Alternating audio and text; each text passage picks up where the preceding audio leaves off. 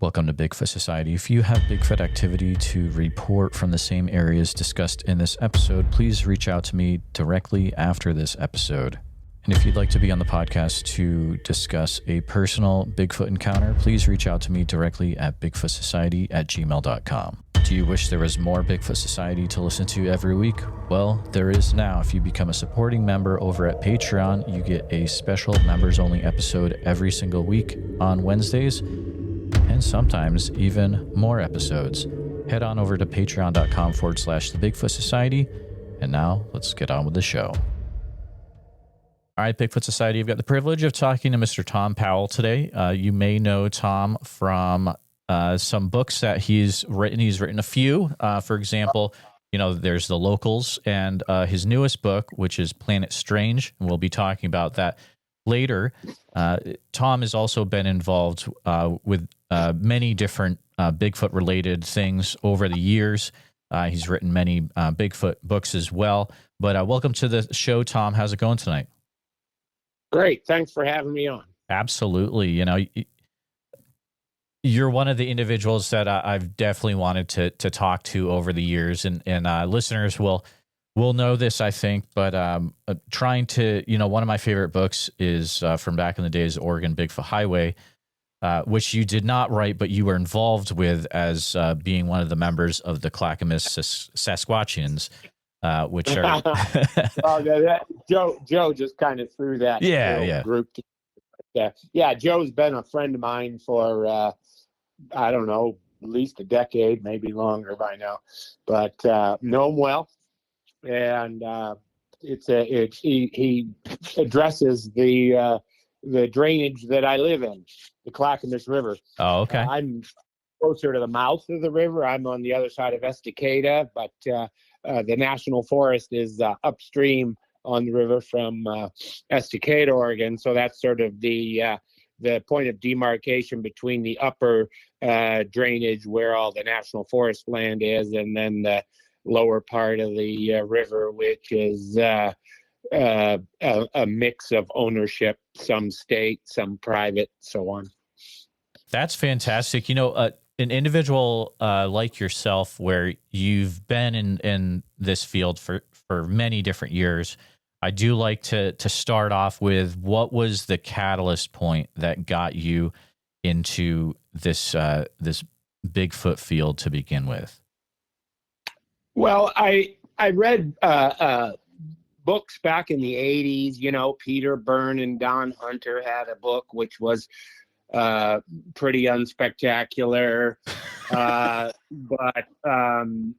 there were others, but they were all pretty similar. I had seen John Green's book, but as a teacher, I was a science teacher for my whole career, and I confess that I ridiculed the subject and used it as an example of pseudoscience.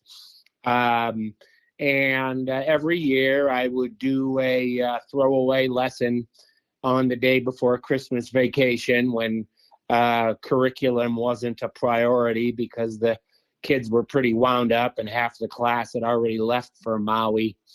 So I did a Bigfoot presentation. The school district had that In Search Of with Leonard Nimoy, and I'd show it on my 16 millimeter movie projector. And it held the kids' attention on a tough day. But I did make every joke in the book, although I was aware that there was this guy out there, Peter Byrne, who was working in, among other places, the Clackamas River. And he, was very serious about his quest to find good evidence, capture one, who knows. And but I just made light of the whole thing for purposes of filling a tough day in the curriculum.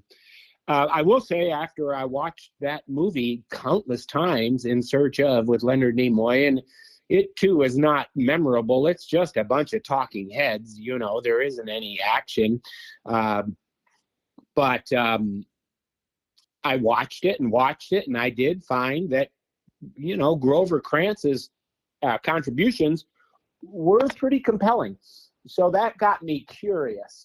But I lived in Portland, so it wasn't really something that I had a lot of direct experience with until I bought a place out on the Clackamas River, which I did just because the kayaking and rafting was good, and I had a moonlight occupation teaching kayaking and canoeing classes. So I bought a place on the Clackamas River, and one of the neighbors came over one day for a beer. They were boarding horses on my property at the time, and he volunteered that, that Bigfoot thing, well, we get that out here. And I was a little bit surprised. I not only didn't take it seriously, but I had no idea that it was, that it manifested so close to town and in the area where I had now just bought a piece of property. Then I saw a sign on the country store bulletin board saying there was a guy who collected Bigfoot sightings. And his name was Frank Kanister. He lived in Estacada. Yes. I called him up and said, hey, I do this thing every year, and it would be really nice if I could have some kind of thing to show the kids in addition to this movie. Do you have anything? He goes, well, we cherish these artifacts, but I could lend it to you. And I said, all right, perfect. So he lent me a track cast, and he had a few other artifacts, twisted sticks and things like that he thought were, attributable to the Sasquatch. Well, one thing led to another, and I started sort of following the subject on my own. And then I stumbled across Matthew Moneymaker's BFRO website, and this was probably in 1994. And so it was a pretty primitive website by today's standards. But being a mercurial fellow that he is, he had trouble holding on to investigators. They would work with him for a while, and then his as slightly intense personality would be off-putting. But he had a bunch of people quit on him, and so he didn't have anyone looking into the local sightings that he was getting from my immediate area. So I started doing that for him, following up on sightings, and for a while, everything in the Pacific Northwest went through my computer and across my desk. Eventually, it became overwhelming as the subject expanded. Every time he would get on a show like Art Bell back in the day, then he would just be flooded with sighting reports. And really, at times like that, I was overwhelmed as well. So I just cherry picked the sightings and took the best ones or the closest ones or the most interesting ones. But then I started seeing the patterns. And I was saving everything on my computer, and eventually I got to the point where if I'd seen people's computers crash and they lose everything on their hard drive, and that's when I started writing it all down, because I just felt like I better get some of this stuff off of my computer and into print. And so I basically contacted a bunch of the witnesses and interviewed them and wrote it all down. And then one of the witnesses told Matthew Moneymaker I was working on a book. He was sure that it was a tell-all book that was going to make him look bad. Oh boy! and that was the locals, and quite the opposite. But anyway, so that was the end of my involvement with BFRO. But I was kind of done with them anyway, because I had learned the patterns, and I knew that there were instances where someone saw Bigfoot dissolve into thin air. There are people who have had nonverbal communication, telepathy, if you will, and there were multiple examples of that I had available to me in the late 90s. So then I started looking for people who were having repeat sightings, because then I finally decided, well, this is the gold standard, the cat's pajamas is these people who are having the things come around repeatedly. And there were some. There was one couple in a place called Blockhouse, Washington, near Goldendale, eastern Washington, and they had them coming out of the woods and sitting around in plain sight. They even set a picnic table over on the edge of their property, and people would come out, and the Sasquatches would sit there keeping their distance. And then the people said, don't stare at them. They know, they don't like being looked at, but just act like it's nothing. But there these things were coming around on a semi-routine basis. And that's when I met Alan and April Hoyt, and they live up near Mount Rainier. And one of the things I had learned from gathering all the sighting reports is that there are hot spots, and the closer you get to Mount Rainier, the more stuff happens. And Alan and April lived within, 20 miles of Mount Rainier.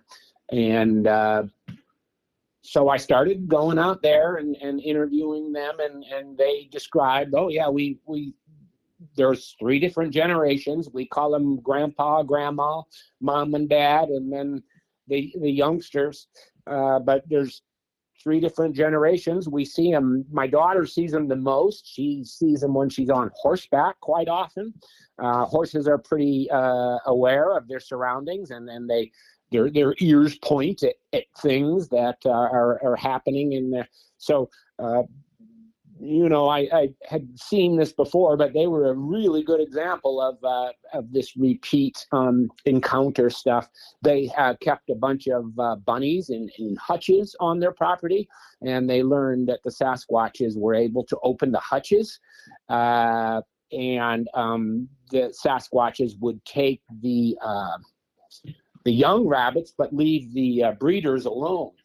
So they seem to understand that, it was not in their own interest to take the breeding rabbits, but rather the offspring, whatever they're called in rabbit raising.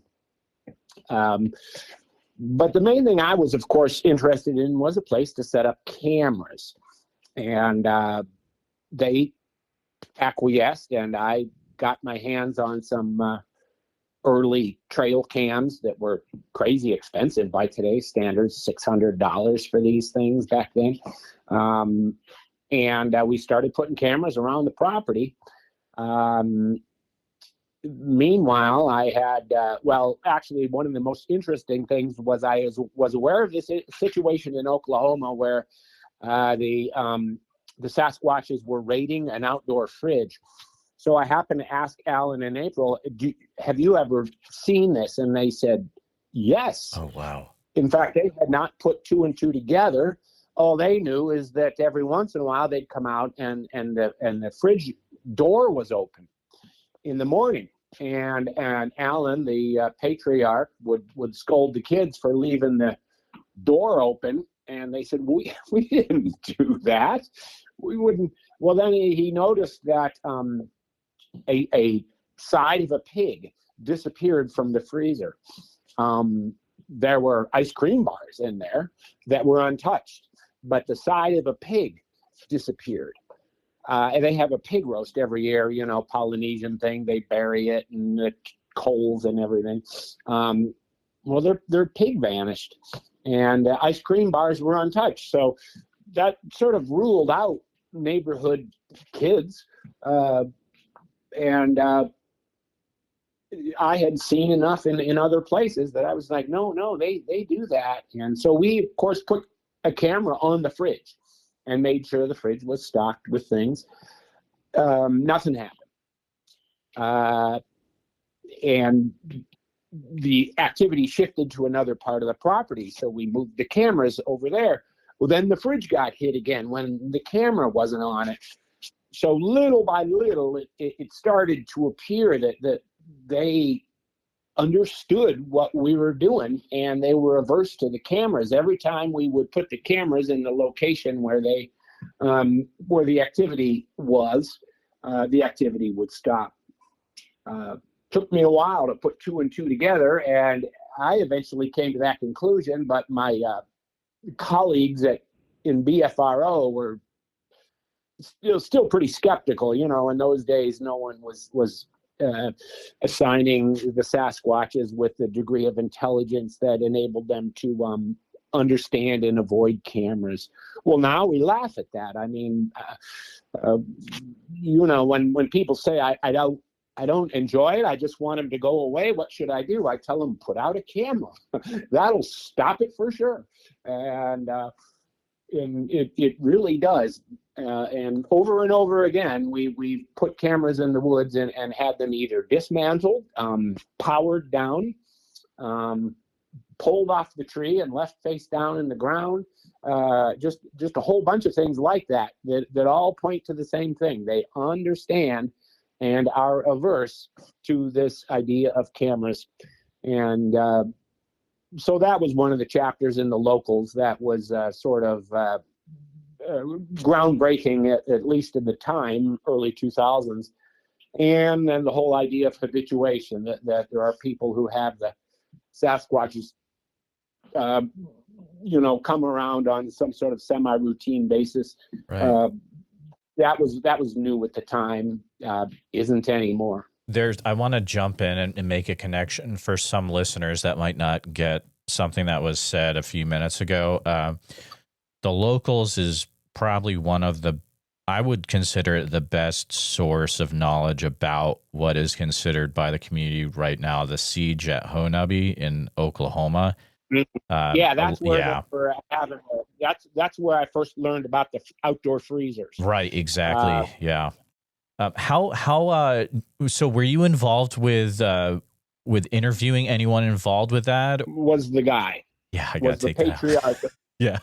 of that household, and he shot him. He shot at one, and he felt that he hit it, and there was blood on the ground. And he relayed that to Matt and myself. And Matt, of course, said, "Don't touch a thing. We're sending the team right there. We'll handle it from here." Well, in retrospect, that was a mistake. It was a terrible rainstorm, and it all washed away. Oh my goodness! Really? Wow. Yeah. And so, if anybody's ever in that position, don't wait an hour to get out there and get the tissue sample or whatever it is. But it is kind of a weird coincidence that I don't think is as much of a coincidence as people think, that when something like that happens, in comes this rainstorm out of nowhere and washes the evidence away. There is a tribe, I think it's in Wisconsin, and their name for the Sasquatch, which I forget what it is, but it translates into "he who makes the wind blow." Wow. So there's something weird about weather with these things. And let's just say I suspect that they have powers that are a lot more sophisticated than we realize. Absolutely. So in your opinion, because you were able to talk to the individuals that were involved with this, firsthand, it sounds like it was an event that absolutely actually happened. Oh yeah. Oh, absolutely. And like I say, they were having repeat visitations. One of the things that was happening was that they were pulling the screen. They were messing with the windows and tearing the screen off the window and doing things that started to become menacing. And that's when said, I just want him to go away. I don't like this thing. I'm not interested in gathering evidence. I want these things out of here. I met the guy. I went to Oklahoma for one of these festivals that they had right there in that area. And one of the people who attended was one of the neighbors. And he brought me over and showed me the place. And man, I met him a couple of different times. You know, he was very concerned about the safety of his family. He wasn't interested in gathering Bigfoot evidence, but he was willing to play ball, at least for a while, with BFRO before he got a little exasperated with their ways of being and so on and so forth. But you know that it was in the early days when the sort of attempts to gather better information were quite ham-handed. Sure. Yeah. It's such an interesting story from, 20 some odd years ago. And it's hard to track down individuals. I know there was individual, he's like a private investigator, but also part of the BFRO. And I don't even know if he's around anymore, to be honest. But well, one guy was an airline pilot. One guy was a hunter. Matt put together a group of 3 or 4 guys who went down there, all card-carrying BFRO. But like I said, by the time they got there, the evidence was washed away, and they didn't really have a good idea about what to do anyway. But eventually, you know, the activity stopped, as it always does, right. Especially once, you know, all the official investigators show up. You know, when unfamiliar cars start pulling in, then that destabilizes a situation. Oh, absolutely. I mean, it makes it totally different. You know, another thing that you were involved with is, I believe you were actually the individual that found the imprint that was then used to make the Skookum Cast in Skookum Meadows and Gifford Pinchot. Is that correct? No, I didn't find it. Okay. Derek and Rick Knoll were the ones who stumbled across it, but we were in the Mount St. Helens area for a better part of a week. We were being followed around by an Australian film crew that did a show back then called Animal X. Right. So, you know, you can imagine what that's about. Loch Ness Monster, Bigfoot, the works. And so for this episode, they came out and they had an early thermal camera. The batteries didn't work. It didn't hold a charge, and it, you know, seemed to be a promising thing because you could see into the night. But we never got anything with it. But that was the big technological innovation that had just sort of come on the scene back then. But they weren't getting anything after a week or so of hanging out and trying all these different things. So on our last night, before we all had to, you know, get back to town, the Aussies had to get back home, but they didn't have anything. And they were sort of like, look, what are we going to do? And I said, well, all right, can I make a suggestion here? You guys have been sneaking around a lot. Well, I know these people, Alan and April, and what I know is that they know your tricks and traps. The Saskies are up at Alan and April's. They were on to us, and they knew the cameras. And so instead of sneaking around and trying tricks, why don't you try a different approach? And they said, okay, what do you got in mind? And I said, gestures of friendliness, accommodation. You know, we got all this food that isn't being eaten. Like, we got a case of peaches sitting here. Put them out somewhere and just see if they don't, you know, take them. But don't put the cameras on them and don't hide in the bushes. Just put them out there and as a gesture of friendliness, conciliation. And they said, okay. So they took it off and drove up the road and found a big pull out on the side of the road where they turn around logging trucks, and a big mud puddle in the middle of it. And they put the apples and peaches there in the center of the this kind of shot over turnaround in the middle of a forest road. And that's where they went back the next day to check their food, and that's when they found the big impression. And all I remember is that they came racing back to camp. It had snowed that night, and snow was melting in the morning, and they came roaring into camp and said, you got to see this. Come here. And we jumped in the car. And to their credit, they did notice that there was an impression. They were, of course, looking for footprints. That's all we were ever looking for, is footprints. But all of a sudden, they, at least Rick Knoll especially, recognized that's something else. But that wasn't here before, and so push came to shove. What they deduced was that the thing sat down and reached for the fruit, perhaps so as not to leave the footprints that we were looking for.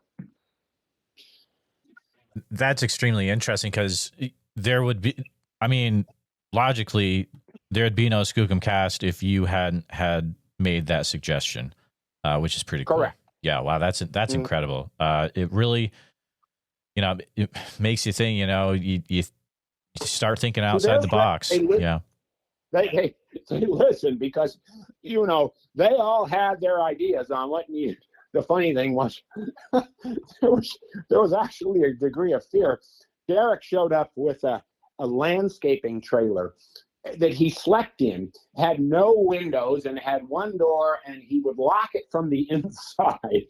Oh, wow. And then here I am sleeping in my REI tent with, a 2 mil nylon. and I don't know, a few of the guys had guns and stuff, but Derek was sleeping in this fortified trailer because, he wasn't sure, but that his safety was not on the line.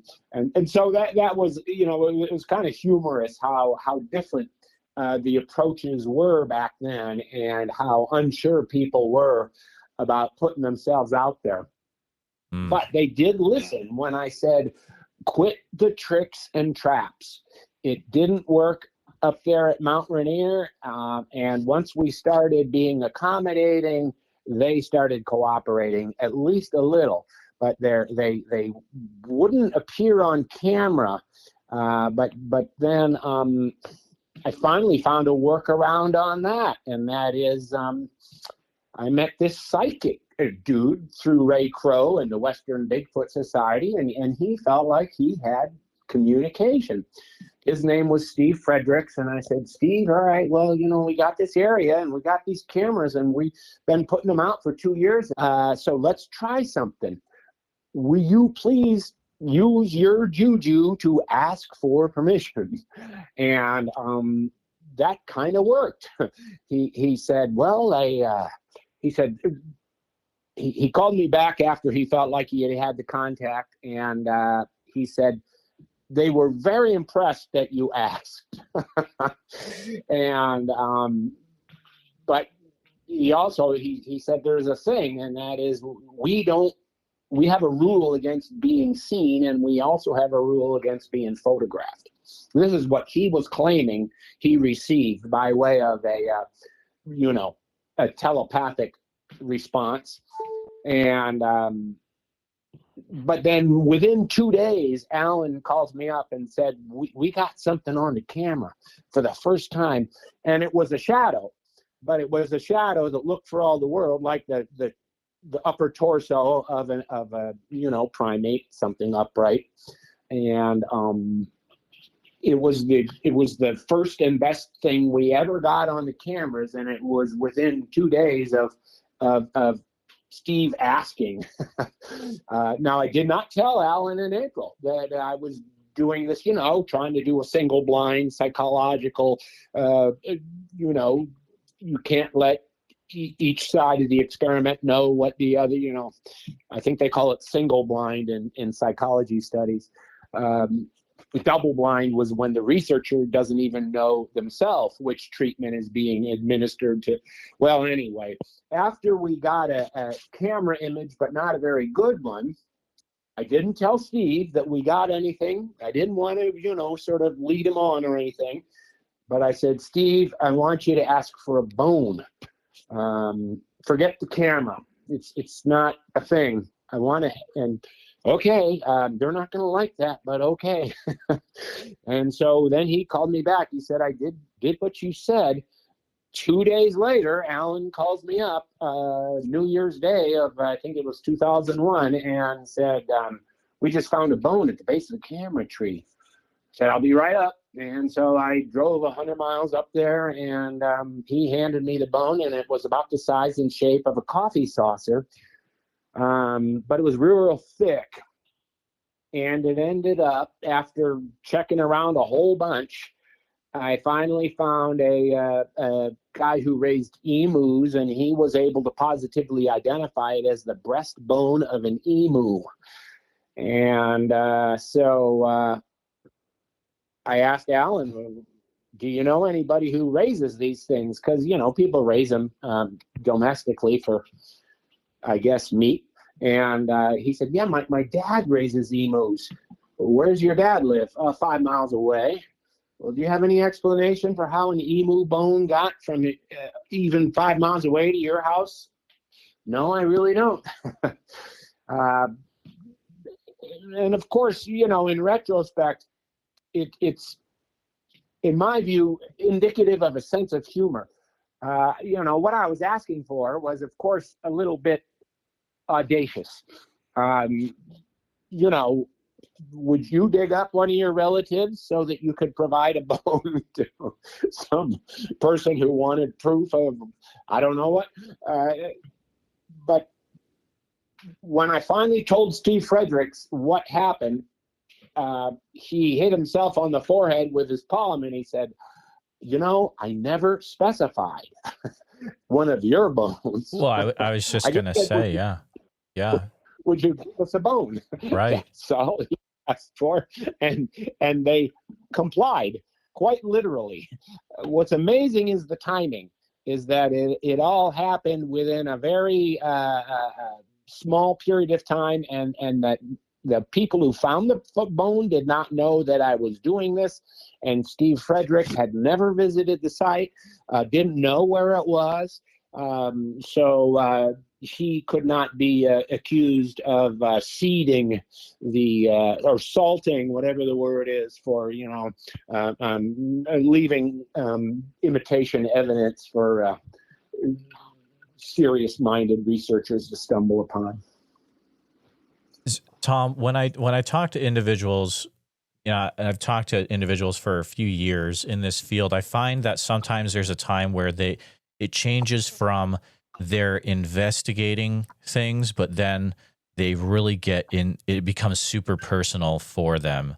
What did that start to happen to you, where you started to experience things yourself or have any experience with the Sasquatch? Well, not as much as I was hoping for. The frustration was that every time I showed up at Allen and April's, everything would stop. And then as soon as I left, everything would resume. When I say everything, I mean, let's just say the limited activity that they were experiencing always stopped when I showed up. And all of a sudden it became clear that they understood who I was, and they weren't going to cooperate with, Joe researcher, namely me. But sometimes there was manifest a sense of humor. For instance, one night I sat there at Allen and April's, and I in those days we were all thought tree knocking was it. That's just how we were sure that they were hitting trees with sticks. So I sat there all night with a baseball bat 3 times in a row, whack, whack, whack, and did that every 15 minutes for the better part of the night. And eventually at 4:30 in the morning, I left because I had a dentist appointment or something mid-morning, had to get back home. And I had a 100-mile drive at 4:30, and I pulled into my house at just at sunrise, which in August is about 5:30, 5:45, and as soon as I got out of my car, from the woods in the back of my property comes whack, whack, whack. And I was so tired I couldn't even walk to the back of the property. I just had to get in bed and lie down. But what's funny is somehow the idea was conveyed 100 miles from Alan and Nichols to my house, and there they were responding only there. When I reflect on that, it's to me that's sense of humor. Oh, absolutely. I would definitely agree with you. Thom, I'd like to talk about the Oregon Bigfoot Highway for a little bit. In your own words, how would you describe what the Oregon Bigfoot Highway actually is? It's Highway 224. It's a state highway, and then when it enters the national forest, it becomes the 42 road. But it is the road that goes from Estacada up and over the crest of the Cascades around Mount Jefferson, and then descends down the Brighton-Bush River to a place called Detroit, Oregon, pretty small town on the Santiam River. But it basically speaks the entire Clackamas River Basin, especially the upper part of the basin upstream of Estacada in the National Forest, where a whole bunch of Sasquatch sightings have occurred over time. Some famous ones like the one where the guy saw the Sasquatch lifting up rocks and grabbing pikas out of the ground and eating them. That's up on what's called Burnt Granite Ridge. But there's just a whole bunch of sighting activity that happens in along the Clackamas River and along the tributaries. Clackamas County, which contains the river, of course, has more Sasquatch sightings than anywhere else in Oregon. There are places in Washington that has more. There's places in Northern California, but in Oregon, Clackamas County is number one. So Joe just did his best to collect and chronicle as many of the historical sightings that came out of that area, plots them on maps, and so on. I think the only thing that's perhaps misleading about doing that is people want to put themselves in that same place where a sighting historically happened, or maybe even more than one. But in my view, I think that's a little misguided. I think that the sightings are not necessarily attached to any single spot. It's just that the person was in the right place at the right time, rather than put yourself at the exact place where a previous sighting has happened. I think you just kind of got to go up there and camp out and hang out and let them come to you. Absolutely. I think that's a great way to put it. It is, it's not an incredibly easy drive to get through there. You definitely need to be prepared to get down that road, correct? No, it's a 2-lane road, and then the center stripe goes away once you get into the national forest, but it's paved. Okay. And it's an easy drive, scenic, very windy, but there's a whole bunch of drainages that flow into the Clackamas River, Oak Grove Fork and the Roaring River and Mamaloosh Creek and Fish Creek, and up any of those creeks, things have happened. So it's not just the road itself; it's all the ancillary roads that are part of that Mount Hood National Forest.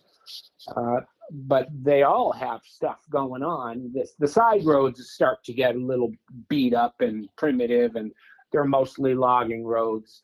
But it's a great piece of public land.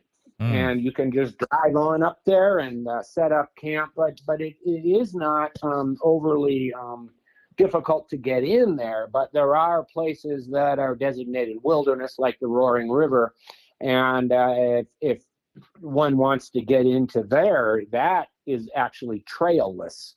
So you sort of have to navigate, drop into these steep drainages, and try your best not to get lost. Wow, that sounds wild.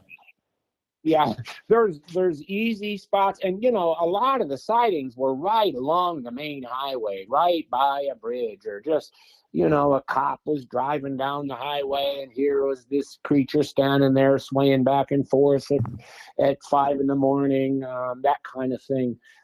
So most of the sightings were from the car window. That's really Now, that doesn't cool. mean everybody who drives through there is going to have something happen. Would that they could. It's a statistical thing, and the chances of having something happen are 1 in 1,000 on any given day. But if you go up there 1,000 times, something's going to happen. There's this guy Les Stroud who did a show called Survivor Man. Yeah. And he would go out into the woods all by himself and hang out. And eventually, on at least one of his episodes, he was approached, and something was moving around and really gave him the heebie-jeebies. And that's when he sort of started taking the Sasquatch thing seriously. I will also say for listeners, if you're curious about the Sasquatch in the Pica reference that Tom made, that's, I believe, the Glenn Thomas incident, I think. Right. And that's called out in the book, and you can really read up on it in the book that we've been talking about. Happened on what's called Burnt Granite Ridge. It's not the worst road ever, but it's what's a little spooky for some is the fact that these roads go up the side of a mountain and there's no guardrail. It's not a bad road. You certainly just want to keep your mind on the road and quit playing with your stereo, because you get a car off the road and you might never be seen again. But Burnt Granite Ridge is where that happened, and those rocks are still stacked there. If one finds their way up there, you can still see the remnants of what Glenn Thomas described 30 years ago by now. Have you had any things happen yourself when you were involved with the other members of the Oregon Bigfoot Highway in that area? Any incidents that happened? I've had lots of things happen over the years that, up in that Clackamas area. So, Joe and I and a bunch of other guys would camp out there 3 times a summer. And sometimes you'd hear some scream in the distance. We've had several times where something disappeared under mysterious circumstances from our camp. One time my wife and I were on one of these outings, and they had a bunch of other people. Barb, what's her last name? Anyway, she was doing a BFRO outing and had a bunch of people up there. We went up and joined them, and one of the participants had a GPS unit taken out of their plastic case and then Celie, my wife, and I found it in the middle of the road, 1.5 miles outside of camp, and they couldn't explain how it got there. And then we went up on climbed up onto a promontory over this rock quarry, and we're sitting there, and my wife took her watch off and left it on the rocks, and then we did some other stuff and came back, and then she realized she didn't pick up her watch. Well, then the next day, some kids were part of our group said, "Oh, we saw that watch. We climbed up to that promontory and we saw the watch, but we didn't touch it because it wasn't ours." And I said, "Well, it would have been nice if you brought it home, but I guess we'll go back and get it." And the girl said, "Well, the other thing we noticed is that the time wasn't set to the correct hour." Whoa. We had just had a time change, and so my wife had reset the watch. Well, then when we went back to get the watch, we found it right there, and the time had been updated to the correct time. Oh, man, that's okay. Wow. Now, that doesn't prove that Bigfoot did it, but that's weird. It's weird. Those kinds of things that you get. It's always something that you're not expecting, and it's as though you're being challenged to notice. So when you're walking around in the woods, one thing I have learned to notice is these weirdly twisted trees, usually at trail junctions. You get other curiosities like that are really hard to explain, but it is definitely not necessarily proof. Rather just an indication that something intelligent and with a sense of humor is sort of leaving things and inviting you to notice. I agree with you, Tom. I mean, I just went out to Oregon for the first time this last July to Oak Ridge area. And I mean, the stuff you find out in the woods out there, like miles and miles out on forest roads. I mean, yeah, you're finding tree twists that are in like, not just one, but like multiples and like high up. And it's like, oh man, what is going on around here, dude? Well, so what I've learned is answer them. Add to it. Oh. So pick up a leaf and stab it through a branch, or add another twist. And one of these guys I know, Toby Johnson. Oh yeah. Area where he was inviting them to contribute to his rock art, and he was getting quite a bit of back and forth. One thing that Judy, what's her name, Henry, I think, from Washington, brought us to was, she said, take a picture with your phone, do a little an arrangement there, and then take a picture, and darned if you won't come back the next day and things have been moved. Well, I said, Judy, so are you really of the thinking that Sasquatch has nothing better to do than walk around in the woods and rearrange all our little pieces of woods art? And she said, no, they do it with energy. They don't have to physically be there. It's like, ooh, that'll leave you scratching your head. But I think there's something to that. It's pretty, again, audacious to think that they follow you around and rearrange your pieces of stick and agate that you're leaving there. But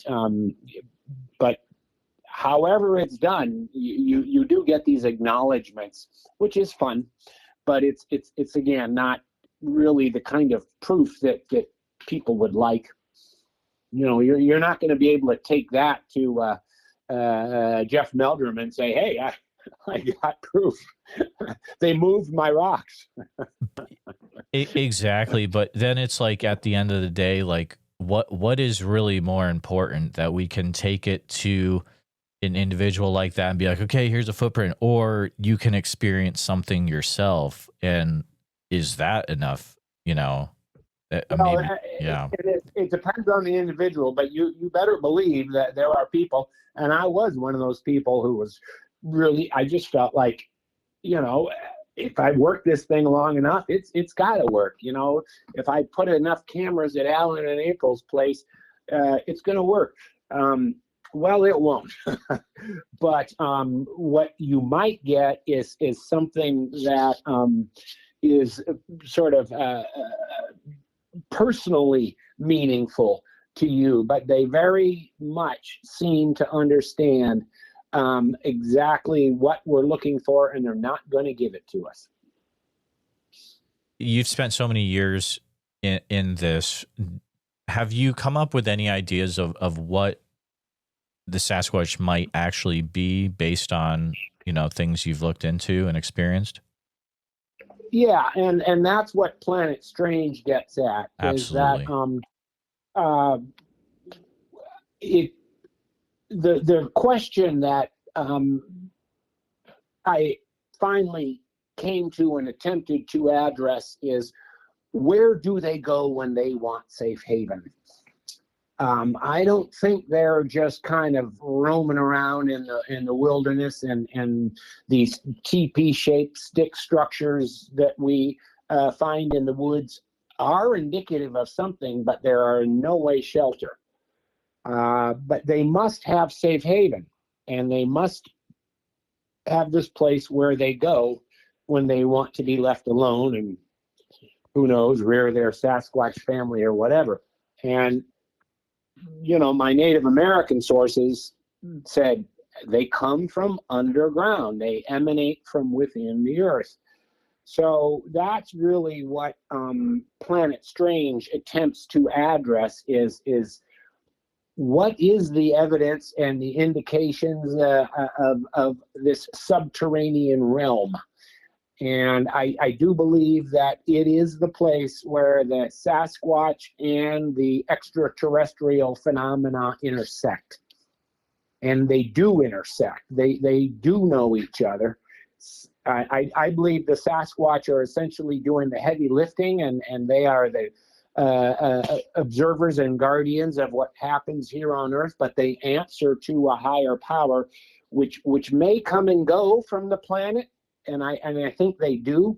I think they originated from somewhere else in the galaxy, but I think it's probably a mistake to suppose that the extraterrestrial phenomenon as it manifests today necessarily comes from space. I think they are already here. They have been for 100,000 years. They're comfortably ensconced on planet Earth, and those lights and things that we see in the sky emanate from, again, within the earth. You hear so many accounts of that when you talk to witnesses about how, maybe there is an orb they saw after they saw a Sasquatch, or they saw a Sasquatch controlling an orb. It's so interesting when you hear those tales of lights. But the Planet Strange book is just, you really get into some interesting territory. I mean, you're talking about everything from the pyramids to giants, the mound phenomenon, Bermuda Triangle. There are a litany of phenomena that we tend to look at separately that probably intersect. Or let's just say when you hit a wall, it's often because you're not asking the right question. And in this case, I asked the question of how do these seemingly separate phenomena interact and all combined to suggest something that has been right in front of us for a long time, but we just have not, sort of put two and two together. So that's what I attempted to do is take a bunch of unexplained things and then suppose that perhaps the question that we're not asking is how they interact. One of them being, does the Sasquatch have any interaction with the extraterrestrial phenomena? And I think that the answer is a definite yes. I mean, that's something else that comes up in a lot of these accounts, especially, I mean, you're probably aware of like the Chestnut Ridge area out in southwest Pennsylvania, and there's so many accounts out there where it's connected. Is that Stan Gordon's? Yeah, absolutely. Mm-hmm. Stan Gordon had some great stuff that people are generally unaware of. One of the questions is how they get around, and he found that there was an indication that, well, there were some people who said, "Oh, they have an annual get together, and it's up in the Yukon, and this is the Sasquatch now." And so the question is, well, how do they all get there? And one Native American source said, well, they ride the steel snake. The what? The steel snake, trains. Oh, yeah. Well, Stan Gordon had these outlier sightings from Pennsylvania or Kentucky where the Sasquatch were seen standing on the coupler in between the freight cars, traveling on trains. That's crazy. But why not? They're quick and they're agile, and I see no reason they couldn't jump on the thing and save themselves a whole bunch of steps. You just wonder whether there's ever a hobo in the boxcar who has a Sasquatch jump in.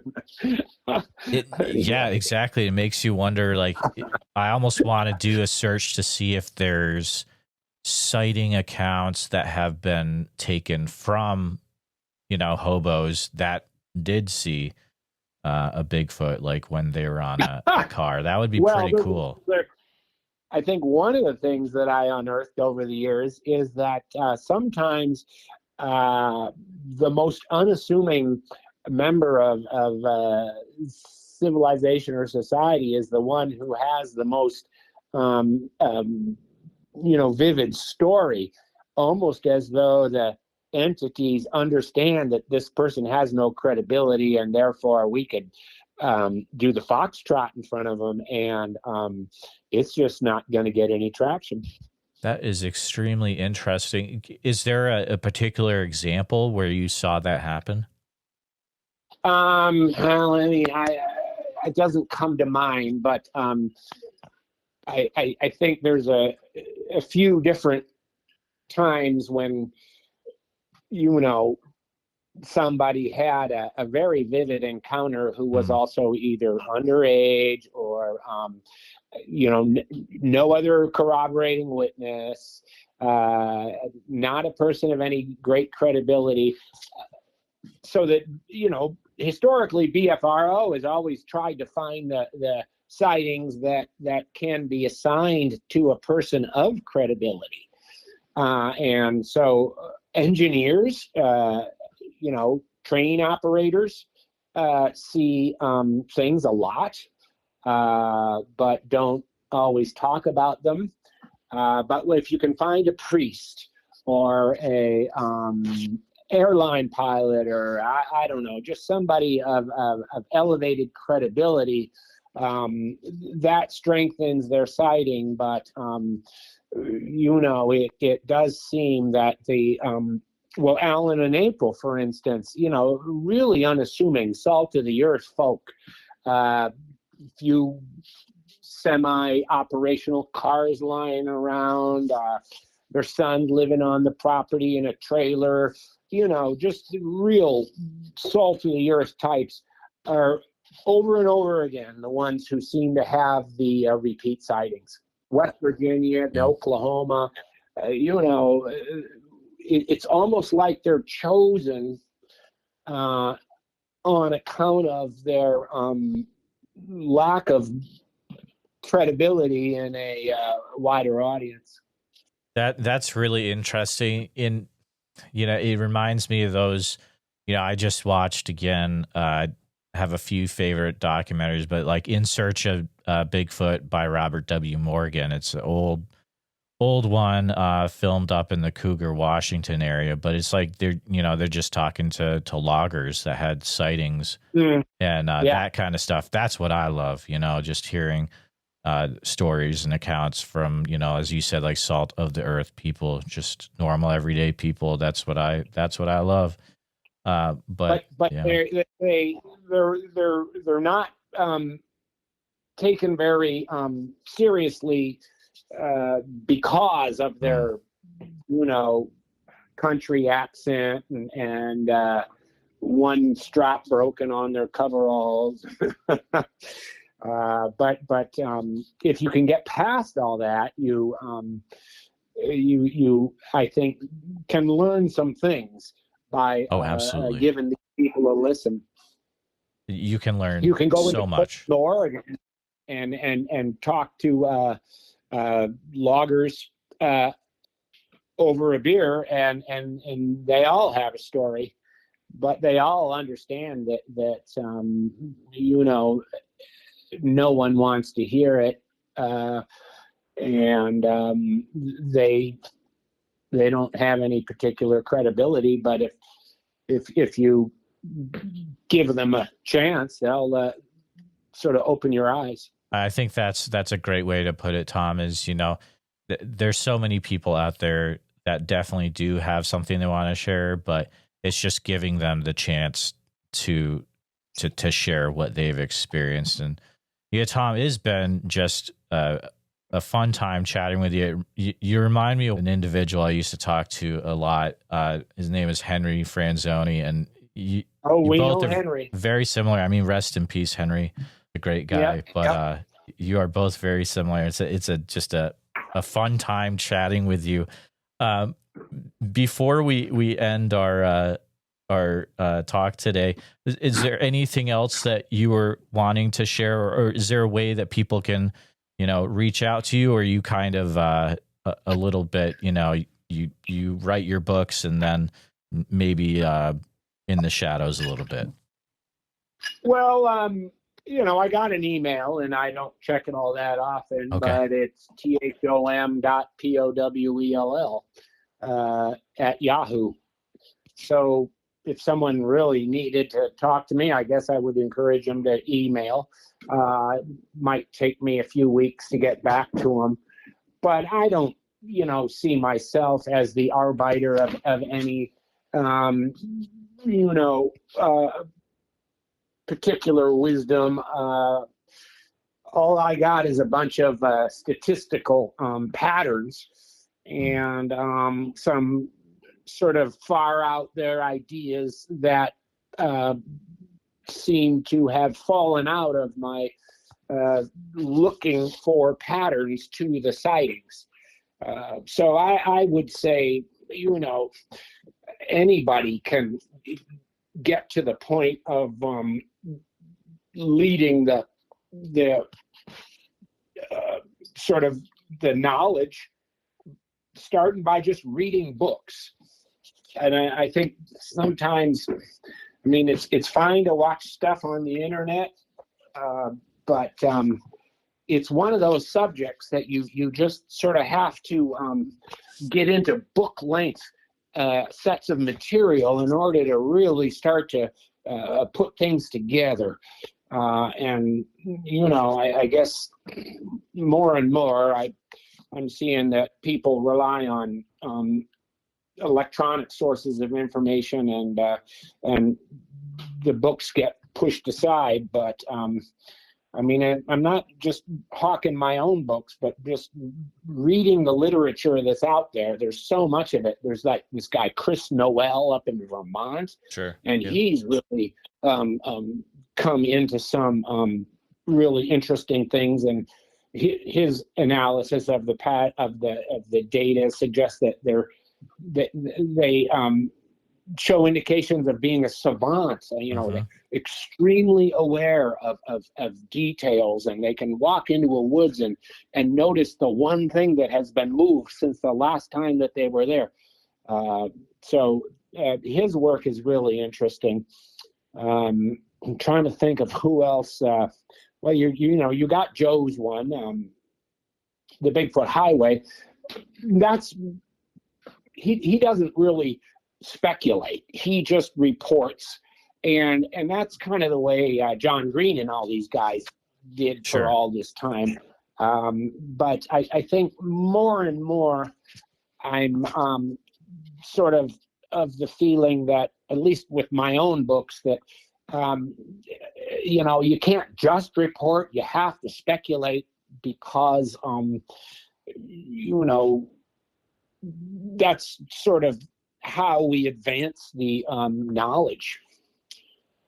Absolutely. I think that's a great way to put it. So guys, make sure if you're interested by what you've heard tonight, check out the Planet Strange book by Thom Powell. You can get it on, is the best way to get it on Amazon, Tom, or is there another way you prefer?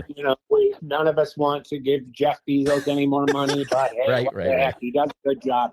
Okay. But Edges of Science was my third one, and it's really where I first started to go round the bend and speculate as to how these things for instance, the chapter on communication that is in Edges of Science was originally going to be in the Locals. It was the 13th chapter, and in 2002 or whenever it was, I had some people proofread it, and they said, man, I think you should get that chapter out of there. It's just too much. Oh man.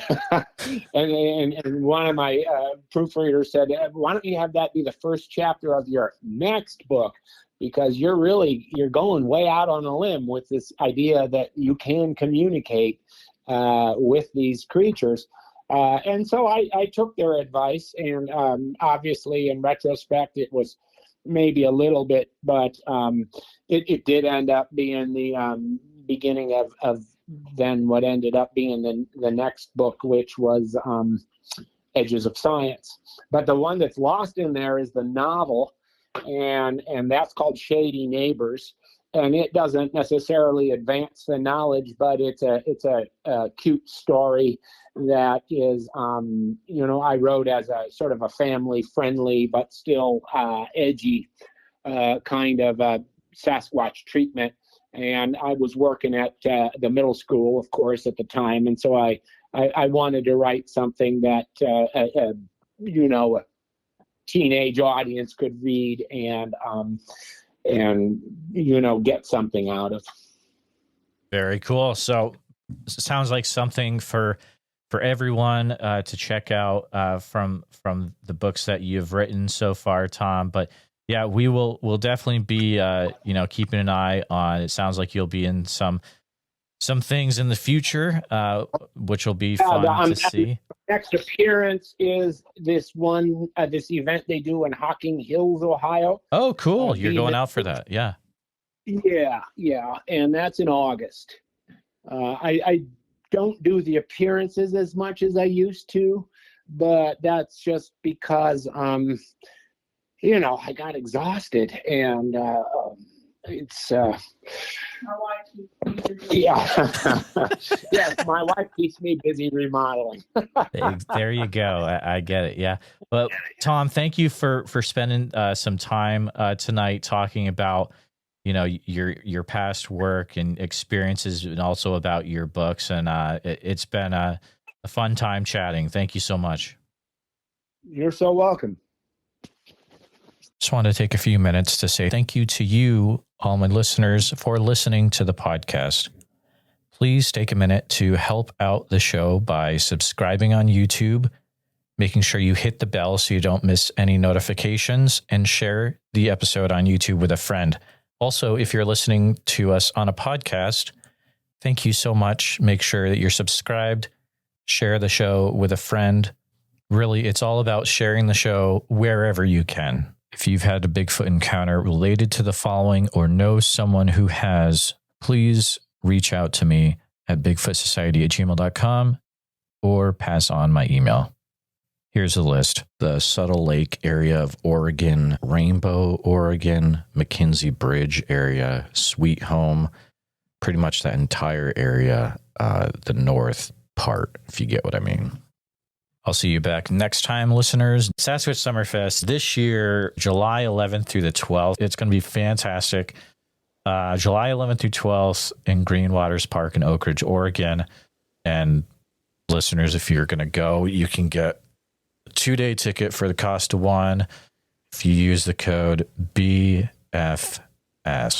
like Bigfoot Society, but BFS, and it'll get you some off your cost. Priscilla was nice enough to provide that for my listeners. So there you go. I look forward to seeing you there. So make sure you head over to www.sasquatchsummerfest.com and pick up your tickets today.